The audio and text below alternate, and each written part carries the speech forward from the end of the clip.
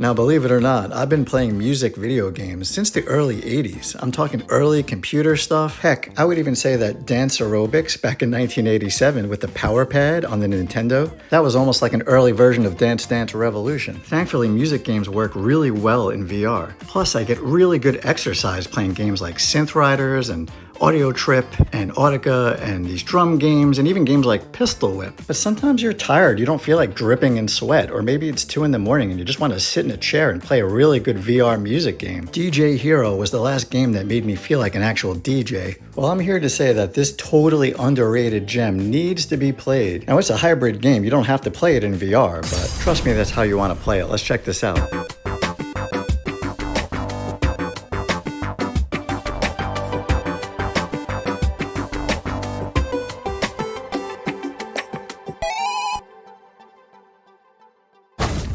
The highly seasoned gamer VR. I wasn't kidding when I said I was a connoisseur of music games, being a professional musician in real life. I feel like music games became an official genre once Parappa the Rapper came out.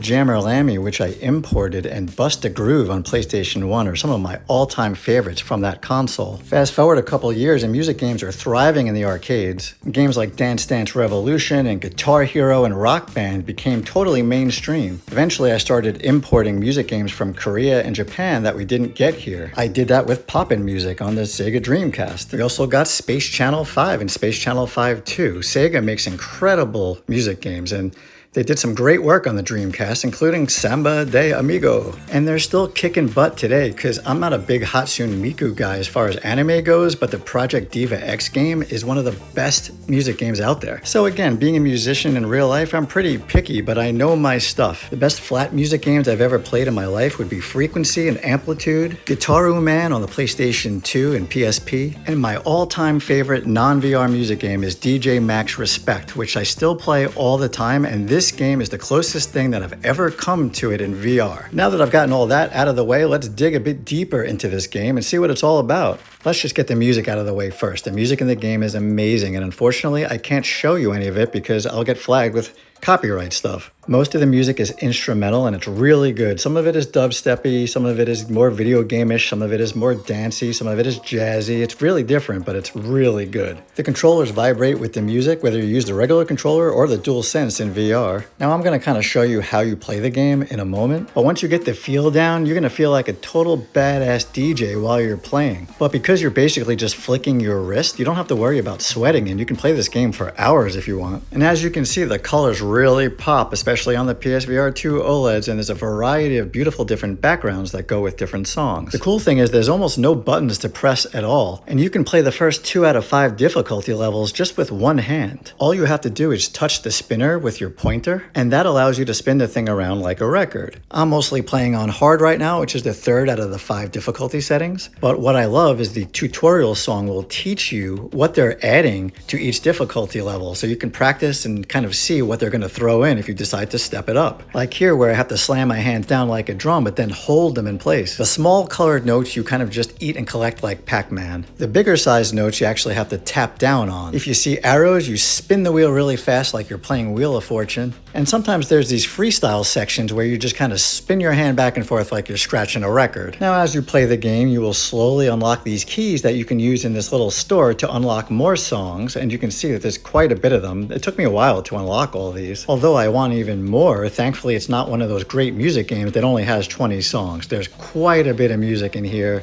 different genres. There's no way you're not going to find awesome music that you're going to enjoy. Keep in mind, some of these are from DLC packs that I bought. One of my favorites is the Chill Hop pack, but they go on sale all the time, so it's not that expensive to have the whole collection. This has one of the best song selection screens I've ever seen in a music game. Whether you choose easy, normal, hard, expert, or XD, it will show you not only a preview of what to expect, but it'll give you a number code showing you how difficult approximately it is on that level, and every song is different. You always know it's a top tier music game when you can go in practice mode and adjust the playback speed so you can practice really difficult songs. The awesomeness doesn't stop there because there's a complete performance progress meter, and if you're into stuff like lifetime player stats, It's got all that too. It's got a great global leaderboard system as well, which of course you gotta have in a music game. There's even trophy information built right into the main game's menu. If you're into unlocking different cosmetics and different skins, well, you can do that as well. You can change the colors, the lightings, and the pattern on the main board, as well as the spinner itself. In fact, if you prefer it to look a bit more like guitar frets or some other music game that you play, well, you can do that too. I even changed the whole layout of the hub and how the scoring system looks so I can have a better idea of how I'm doing. I mean, look at this menu system. You can change so many options in the track and HUD section. There's accessibility and gameplay options within the menu there. There's a whole VR section for button mapping and aim assist and stuff like that. Not to mention lots of input mapping settings, vibration settings, audio settings, and even graphics settings. It kind of drives me nuts that games like Beat Saber get so much attention in VR when I actually think it's one of the worst VR music games out there. There's so many better games, and this one gets like no attention at all in VR.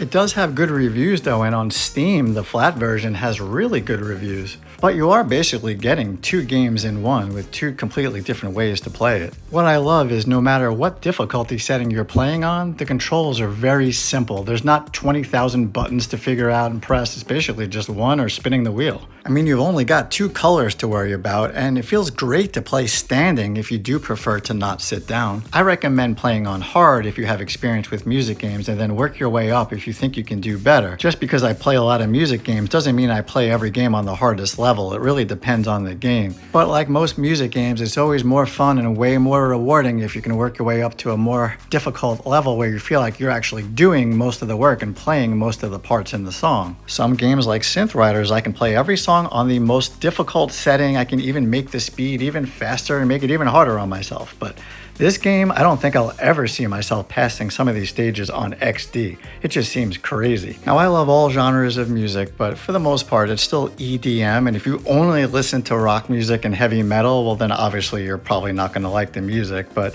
you still might like the game. I mean, technically you could play it without any sound just looking at the visuals on the screen, and one time I played the game while I was listening to a podcast. Of course, there are combos, and the scoring system is pretty deep and complicated. I don't pay too much attention to it. I just try to get through the song the best I can. But the game is definitely giving you your score based on not only the notes you hit, but also your accuracy. An S grade is the best, but you're not going to get 100% just by doing a full combo. I think you're going to need to get perfect plus on every note as well. The price for the game is so fair, even at full price. Even if you buy all the DLC at the same time when you buy the game, I mean, I think it's just a great deal. It's really polished too. I don't think I've ever experienced one bug since the day it came out. It only loses a few points because it doesn't have a co-op or multiplayer, which would be awesome, but it does have all the leaderboards at least. If we all go out and buy all the DLC, hopefully we can get even more because I just want more music. I know it won't be long until I have hundreds of hours in this game because I'm trying to get an A or higher on every song in hard mode